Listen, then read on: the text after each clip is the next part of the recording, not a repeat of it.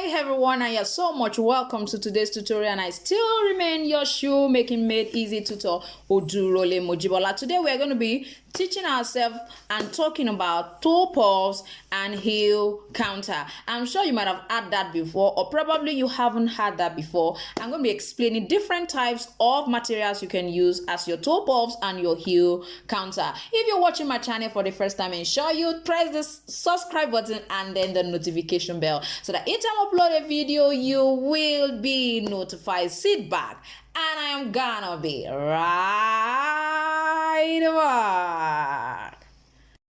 So like I said earlier, we are going to be discussing toe pulls and heel counters. Now, what are toe pulls? Toe pulls, one of those basic things that makes our shoes, especially our covered shoe, to look perfectly stiffened is using the toe pulls and the heel counter.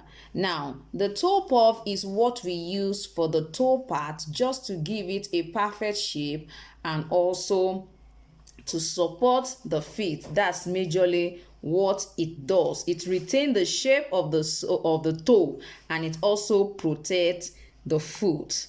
And then most times the toe pulse is actually placed in between the upper and the lining. I'm going to try to show us what I mean now.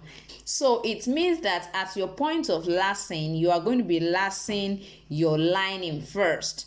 After you have lined your your lining around your lace, all you need to do is just to go ahead and then insert your toe puff. So for example, I have this, and this is actually my lining. If I am going to be placing it right here, it means after I have perfectly lined this, I have perfectly laced this all around this, I am going to be attaching or placing my toe puff here.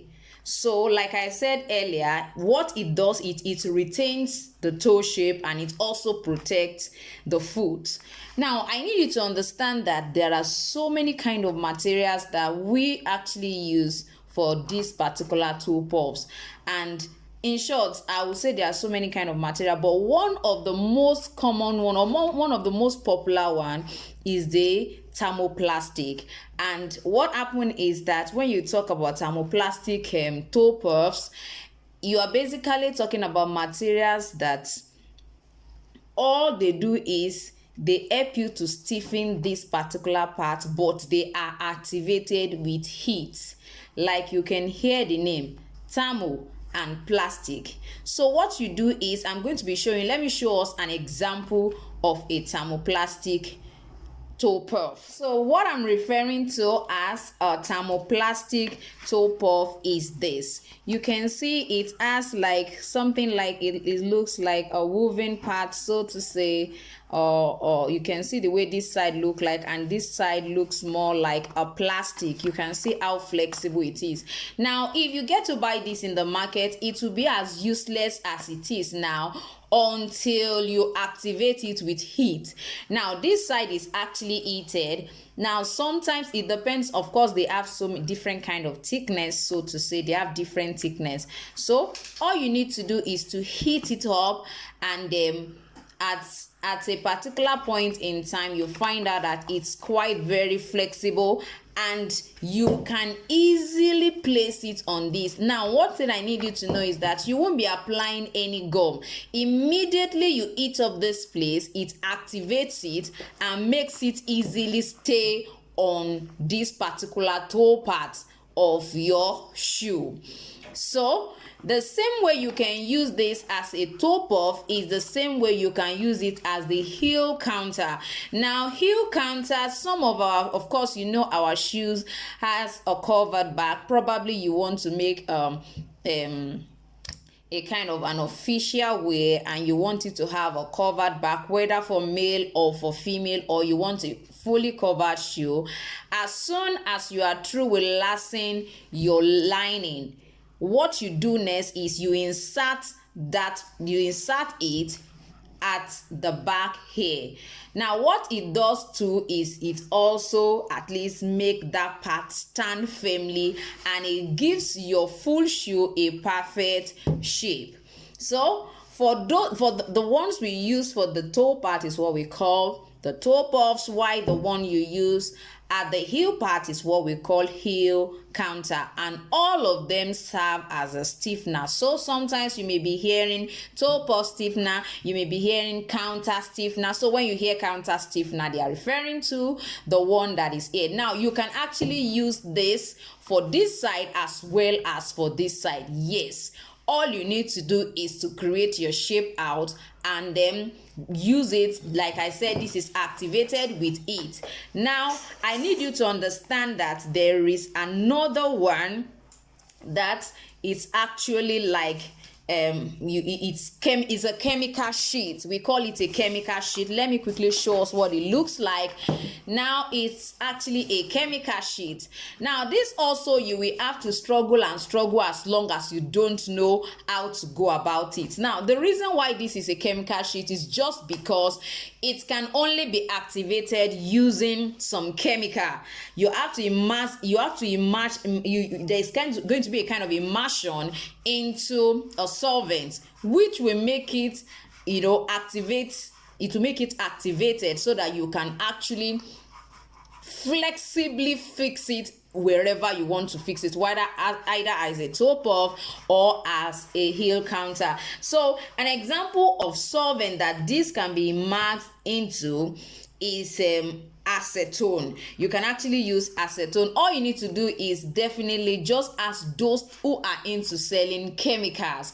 Just find out from there, please, how can I get acetone? And you can also check online. Acetone is available online, and sometimes some people suggest you make use of methyl ethyl ketone. You can decide to join the two together. Sorry, I'm mentioning so many chemical compound names. So those are the solvents you can actually use. Like I said, you can use acetone, you can also use methyl ethyl ketone. You can decide to even use the two of them. All you want to do is just to activate your chemical sheet. Now like this, I bought all of this in Nigeria here.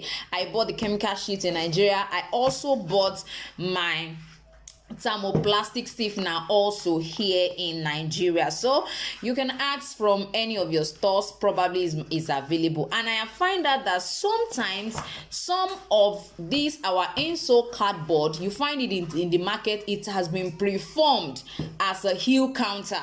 So all you need to do is to buy and then fix in between your lining and your upper. If that is what is suitable by you, well, I would suggest you go for that. And if what you want to use, because for example, sometimes I actually use this, especially for my toe puffs, I use it, and I'm sure somebody will be wondering, this is quite thick. I want you to know that you definitely have to skive them. You have to skive, because if you don't skive, what do I mean by skive? You have to reduce the bulk before you finally place. Like for example, see what I have here. By the time I put this and I decide to add this at this point, just because I just want to retain the shape of my toe, I want to add it here. If I'm going to add this here, definitely, of course, for this particular insole cardboard, I definitely have to apply my contact adhesive as usual and apply it on this as well, and then place it on it. Then after, I definitely have to skive it, or else by the time I place this, by the time I place my upper, my main upper, you will find out that you will be seeing the line. The line will be showing. I'm sure some of us who have fully covered shoe, probably you bought it, you'll find out that if you look at some of them intensely, you can see that line, that thin line sometimes. And some of our manufacturers ensure that they skive it so well that you cannot notice it. But when you touch your toe, the toe part, you find out that it's quite stiffened and it's not as soft as the other part of your shoe. So majorly what you have to do is to skive. You definitely have to skive. Whatever dimension you want to use, well, that's up to you. So you can just ensure that you skive and it's so flat that it cannot be noticed. Yes, I need you to understand that you can also use a veg stand as your toe puffs and heel counter. You can also use veg tan. It's not only limited to all that I have mentioned, and I just need you to know that you can also use that. Of course, you have to go through the process of skiving and every of that, but you will also still achieve a perfect fit. But for me, I still love my thermoplastic stiffener. It's quite easy to use and very, very flexible. This is another thing you can actually use. Probably you cannot find a chemical sheet, you can't find a thermoplastic,